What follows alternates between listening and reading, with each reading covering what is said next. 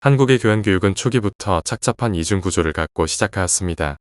오늘 발제에서는 이런 구조화에서 한국의 교양은 왜곡될 수밖에 없으며 또 이등 교육을 벗어나기 힘들다는 점을 밝히고자 합니다.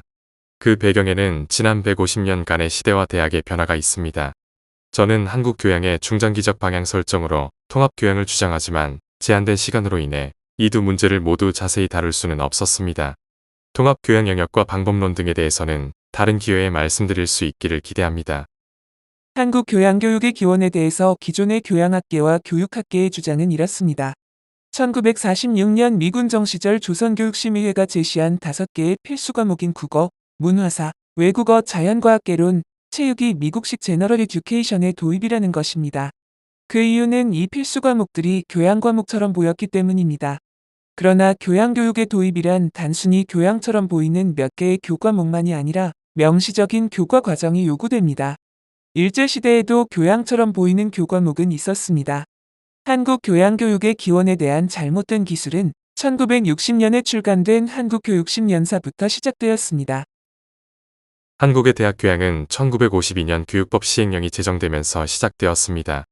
대학의 교과를 필수와 선택으로 구분하고 필수를 다시 일반 교양 과목과 전공 과목으로 분류하였습니다. 이때 전공은 전문학술 연구가 그 목표이지만 일반 교양 과목은 일반 지도적 인격도야라는 이해하기 어려운 목표를 설정하였습니다. 일반 교양 과목의 내용은 인문, 사회, 자연 3계열에서 각각 3과목 이상을 배분이수하는 것입니다. 이때 1년짜리 강의 한 과목이 4학점, 전체적으로 최소 36학점 이수가 요구되었지요. 당시 졸업 이수 학점은 180이었습니다. 그러나 1952년에 일반 교양 과목은 시행되지 못하고 다음 해에 바뀌었습니다. 3계열 배분 이수에 1946년 필수 과목 5개와 철학개론이 추가되고 배분 이수 학점은 3분의 1로 축소되었습니다. 바로 여기서 한국 교양의 두 기원, 이중 구조가 시작된 것입니다. 이때 필수와 배분의 비율이 2대1이라는 점을 기억해 주시기 바랍니다. 그렇다면 1953년 일반 교양 과목의 구조적 문제는 무엇일까요? 첫째, 그 도입 과정이 알려지지 않고 있습니다. 둘째, 교양을 인격도야에 한정한 점입니다. 셋째, 도입 당시 이미 일상화된 용어 교양이 아무런 성찰 없이 도입되었습니다. 넷째, 필수와 배분의 비율이 2대1로 본말 전도의 교양과정 구조가 고착되었습니다. 이런 필수와 배분의 이중 구조는 교양의 정체성과도 직결됩니다. 다른 한편 2016년 제정된 교기원의 표준 모형 역시 체험 영역을 제외하면 1953년 일반 교양 과목과 동일한 구조를 갖고 있습니다. 그 이유는 나중에 말씀드리겠습니다. 일반 교양 과목이라는 용어와 3계열 배분 이수의 교과목들은 대부분 1948년 일본 대학 기준협회의 제안을 가져온 것입니다. 인문, 사회, 그리고 자연계열 일부는 순서까지 동일합니다.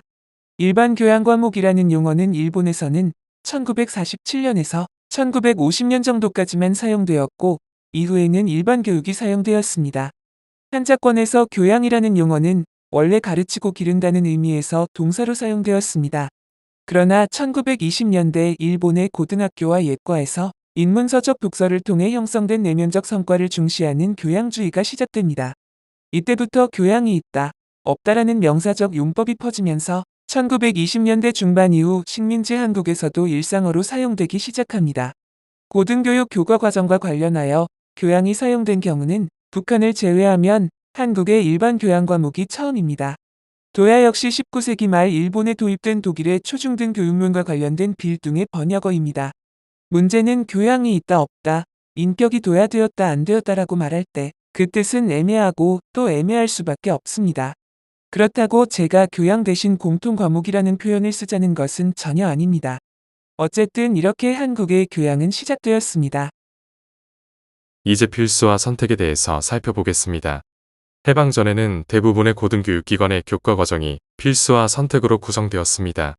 선교사 설립 전문학교에서는 미국의 소규모 리버럴 아트 컬리지의 필수와 선택 교과 과정을 약간 변형하여 가르쳤습니다. 이 사실은 제가 20세기 초 미국 리버럴 아트 컬리지의 자료를 받아 확인하였습니다. 보성, 숙명 등 민립 전문학교도 마찬가지입니다. 그리고 일제시대 경성제국대학의 교과 과정도 필수와 선택이고 관립 전문학교에서도 전부는 아니지만 필수와 선택을 확인할 수 있습니다. 1918년 공포된 대학령 이후 일본의 고등교육기관의 교과과정도 필수와 선택입니다. 대학령 이후 동경제대 법문학부의 경우를 보면 필수 과목이 축소되고 선택이 증가하는데, 이는 한편으로는 독일 대학의 배움의 자유와 다른 한편으로는 미국의 선택제 도입의 영향을 받은 것입니다. 이제 1946년에 필수 과목을 미국식 교양교육이라고 부를 하등의 이유가 없음을 확인할 수 있습니다. 필수와 선택으로 구성된 대학 교과 과정은 1970년까지 유지되었습니다. 여기서 잠시 서울대의 교양교육 역사 기술에서 필수를 어떻게 보았는지 살펴보겠습니다. 2006년에 출간된 교양교육 60년사에는 미군정기에 필수와 선택이 도입되었다는 틀린 기술을 하고 있습니다. 또 서울대학교 60년사에서도 앞에서 언급한 필수 과목에 대한 오해가 보입니다. 이런 오류는 서울대학교 20년사부터 시작되었습니다. 서울대학교 70년사에는 경성제국대학의 필수 과목이 없었고 서울대학교 개교 이후 처음 도입되었다고 기술되어 있습니다. 그러나 1926년 경성제대 법문학부 규정을 찾아보면 필수와 선택이 분명히 있습니다. 1946년 필수 과목을 미국식 교양이라거나 교양 필수 과목이라고 기술하는 것은 단순히 교육사, 대학사 기술의 오류 문제만이 아닙니다. 교양교육을 묵시적으로 중등교육화하기 때문입니다. 실제로 1967년 전국 대학 35개교를 대상으로 한 설문조사에서 교양 과목이 고등학교 수준보다 낮거나 비슷했다는 대답이 3분의 1을 차지하였습니다. 이 교양 과목의 다수가 필수 과목이었음은 물론입니다. 이 문제를 제대로 이해하려면 19세기 미국 컬리지들이 100년 동안 벌인 필수와 선택 간의 치열한 논쟁에 대한 연구가 필요합니다. 19세기 초 미국 하버드 컬리지의 교과 과정은 고전어, 자유학예, 아리스토텔레스 철학, 그리고 약간의 현대어와 과학으로 구성되었고 모두 필수 과목입니다. 당시 하버드 컬리지의 입학생 평균 연령은 대략 15세 정도이고 교수 방법에서 암송이 매우 중요했습니다. 또 컬리지 학생의 생활도 기숙사에서 엄격한 규율하에 통제되어 컬리지가 부모의 역할을 하는 것을 당연시했습니다. 종교적 세계관과 함께 이런 교과 과정의 이론적 배경은 이른바 능력 심리학이라고 부르는 것이었습니다. 즉 인간 영혼의 여러 능력을 골고루 훈련시켜야 한다는 것이지요.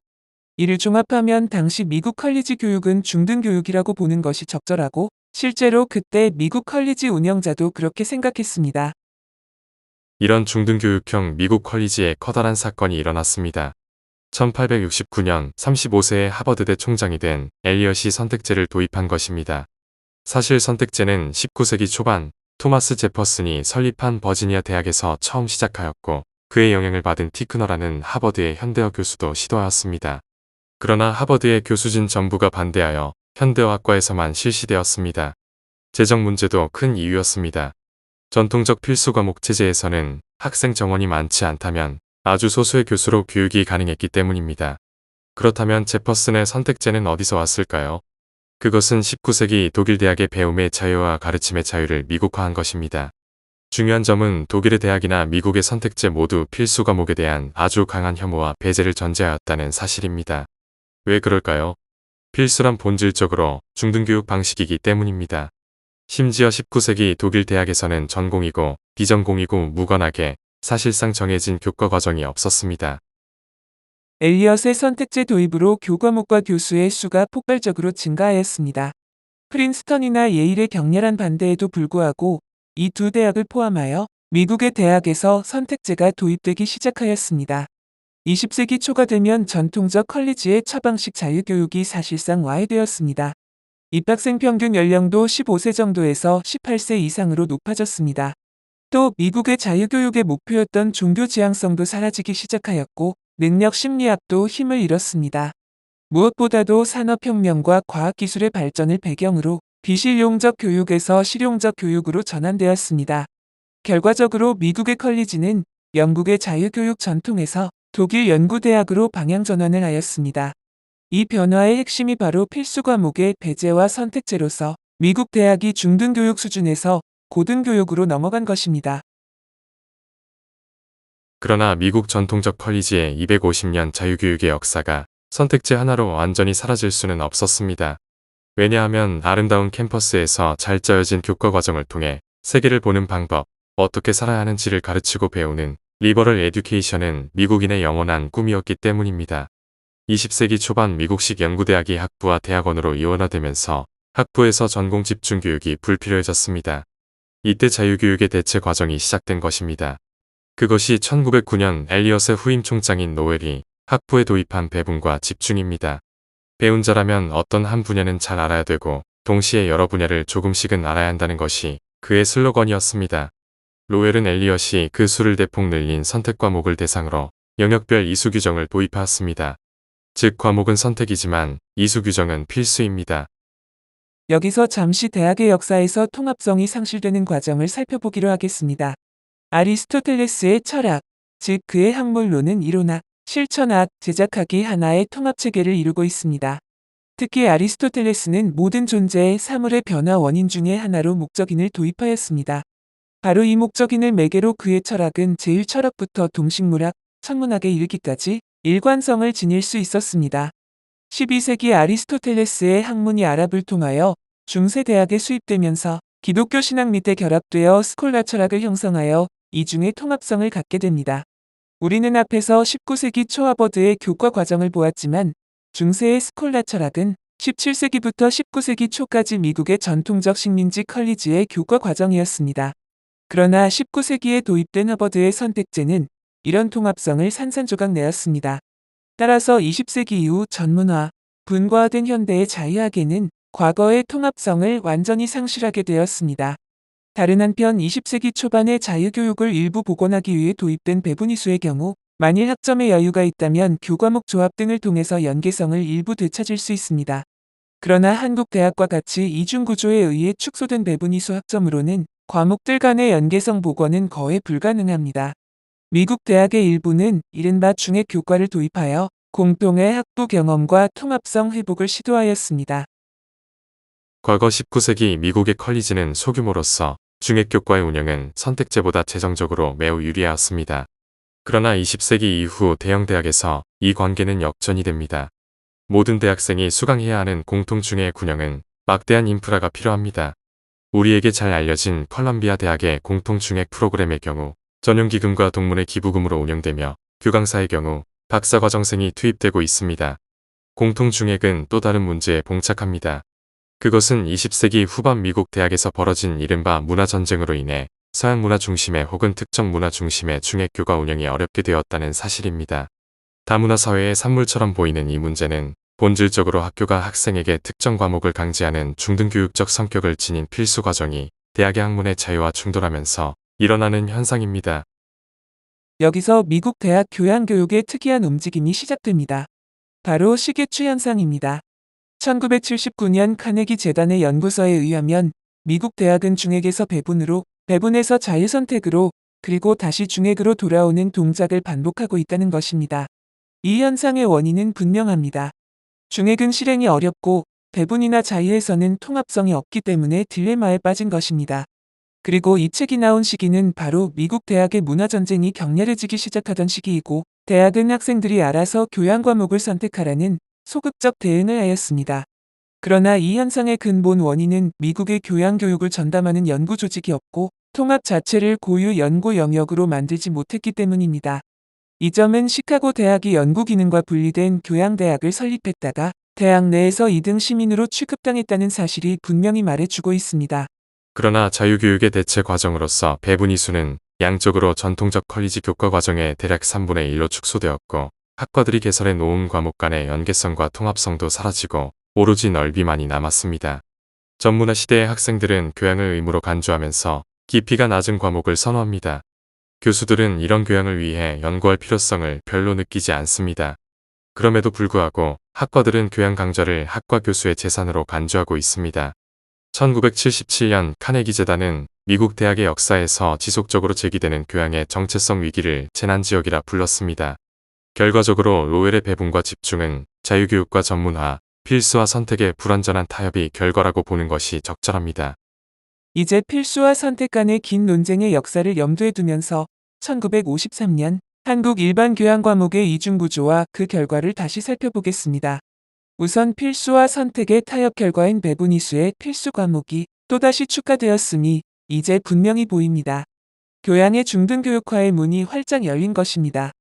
실제로 필수 과목 영역은 1960년대 중반 이후 대학 기초교육이라는 명칭 등으로 중등교육화 혹은 졸업학점의 축소를 이유로 교양학점 잠식 수단으로 사용되었습니다.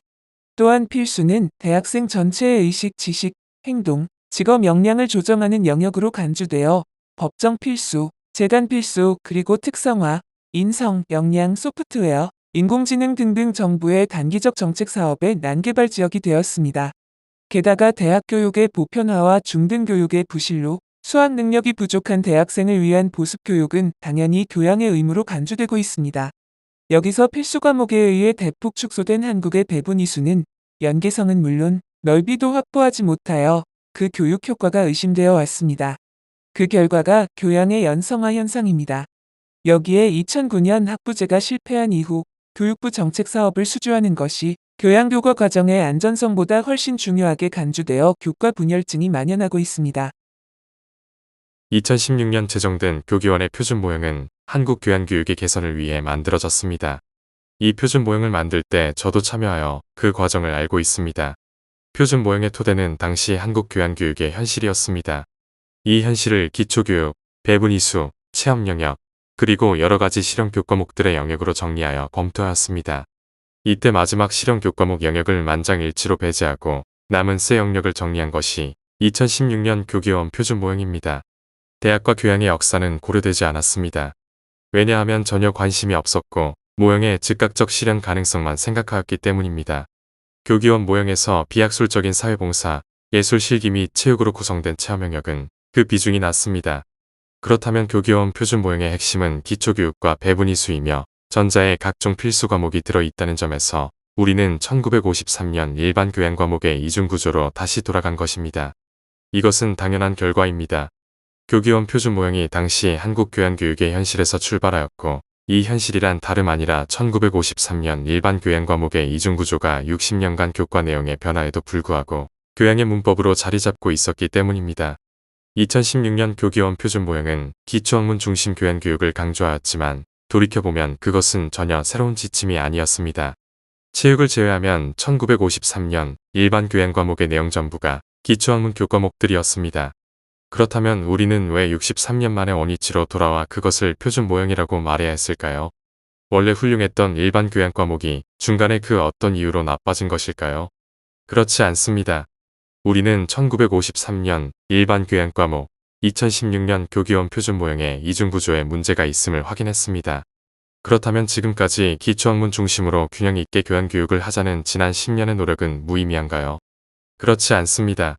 배분이수의 연성화와 난개발을 정리하기 위한 시대적 소명을 수행하였습니다.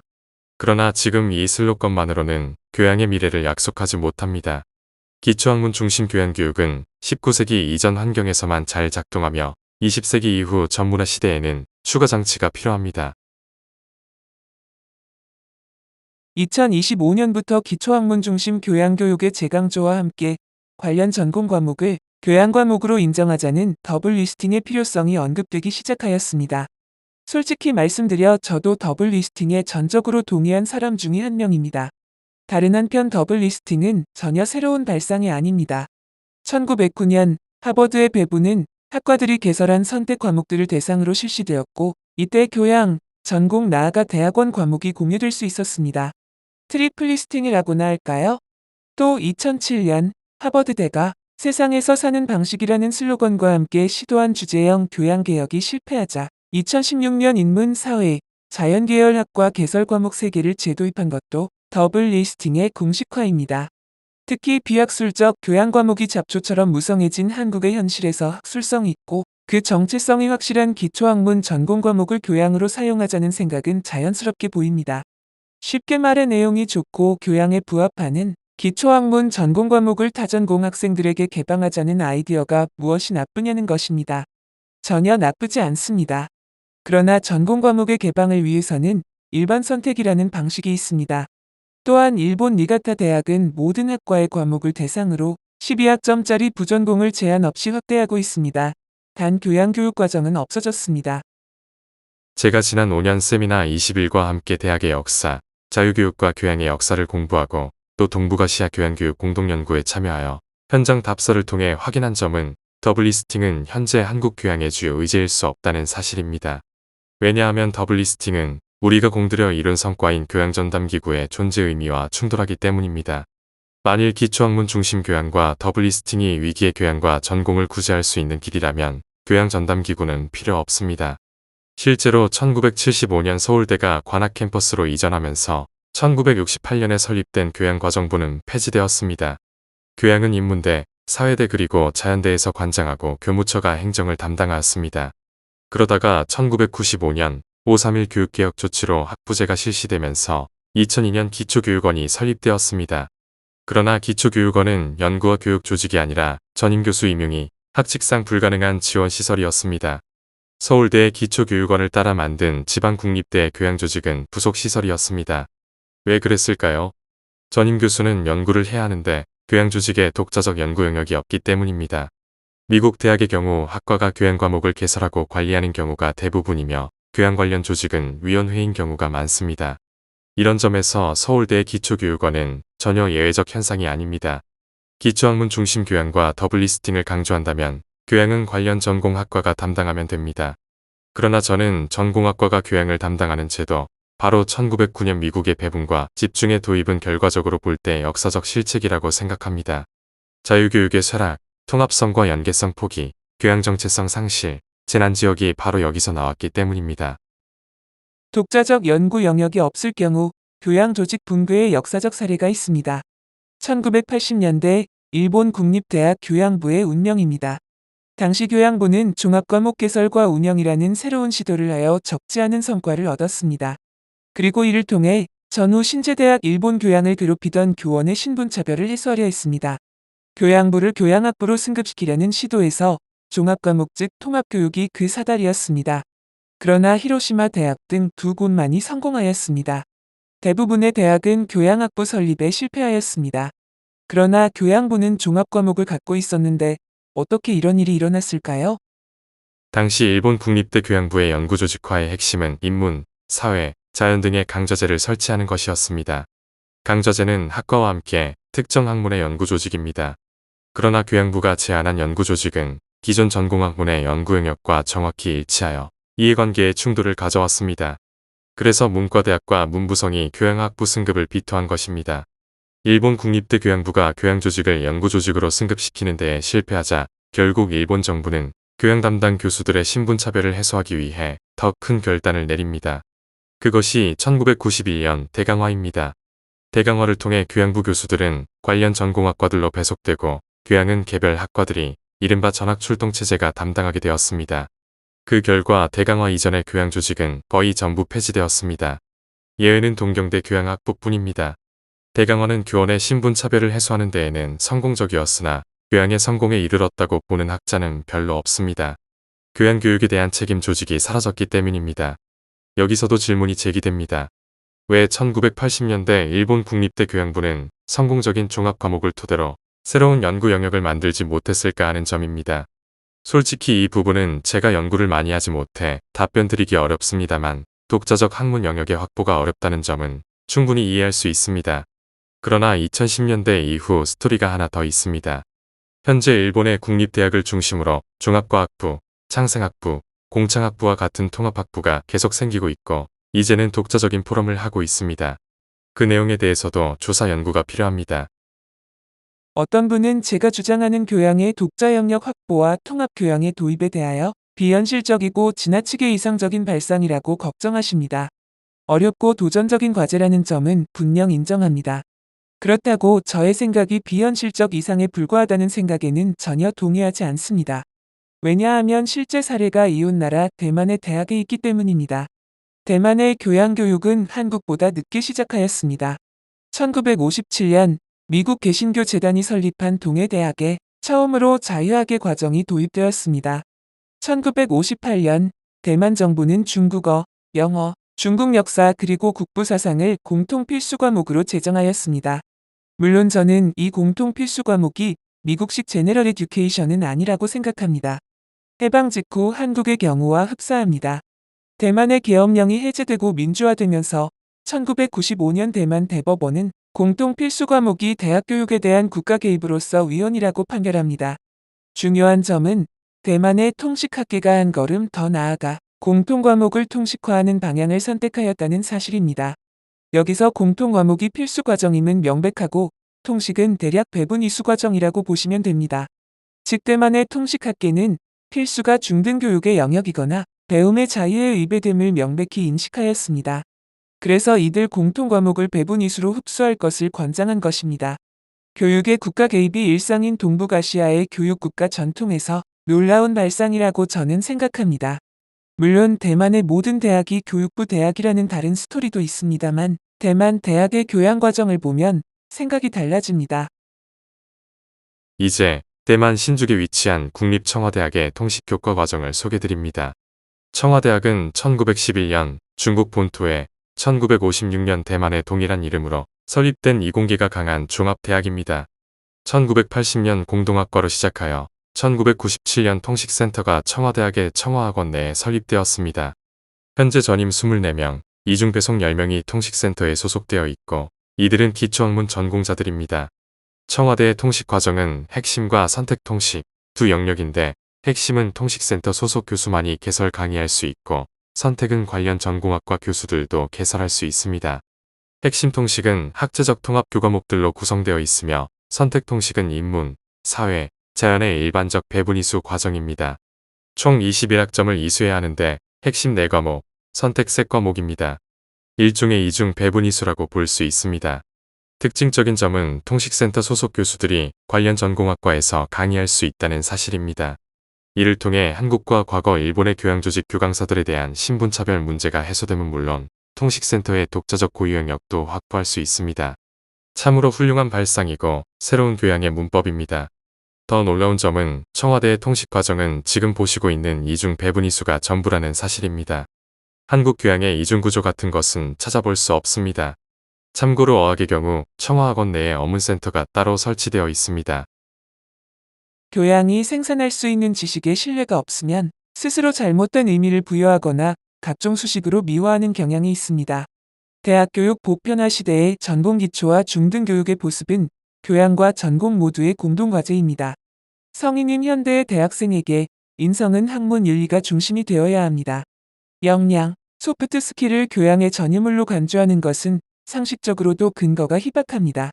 배분 이수라는 교과 과정으로 인해 교양이 창의 융합을 자임하지만 융합 역시 교양, 전공 모두에게 해당됩니다. 이제 제가 그 필요성을 언급한 통합교양의 어려움에 대해 말씀을 드리고자 합니다. 우선 70년이 넘게 지속되어 온 한국 교양의 이중구조는 전통의 무게와 관성으로 지극히 무겁습니다. 논어에 정당하게 얻지 않은 가난과 낮은 지위라도 버리지 말라는 구절이 있습니다. 빨리 어려움에서 벗어나려고 하면 실패하기 때문입니다. 이럴 때는 중장기 방향을 설정하는 것이 우선입니다. 다음으로 외부의 지원에 의존하지 말아야 합니다. 왜냐하면 교양의 이중구조는 외부의 이해관계와 필요에 의해 만들어졌기 때문입니다. 현재 확보하고 있는 자원에서 시작해야 합니다. 그것은 제가 이순신학점이라고 부르는 평균 12학점의 배분이수와 교양전담기구의 존재입니다. 이를 통해 기초학문 중심 교양교육의 연속선상에서 학문 영역을 확장하고 천천히 통합교양으로 전환하는 것이 필요합니다. 이때 충분한 논의와 합의, 그리고 연구가 요구됩니다. 지금처럼 빨리빨리 교과목을 개설하여도 좋은 결과는 절대 나오지 않습니다. 통합 영역에서 매우 훌륭한 연구와 교과목이 나와야 교양에 대한 기존의 낮은 인식, 혹은 일본의 요시다 교수가 말하는 전공과의 구조적 불협화음이 해소될 수 있습니다. 따라서 통합교양의 가장 큰 어려움은 우리 자신에게 있습니다. 나의 전공을 넘어서 새로운 연구 영역으로 나아갈 수 있을지에 대한 회의와 불안이 아마 가장 큰 어려움일 것입니다. 그러나 광활한 통합교양의 영역을 포기해서는 미래가 없습니다. 용기와 열정이 필요합니다. 통합교양 연구에 교수님들의 많은 참여를 간곡히 부탁드립니다.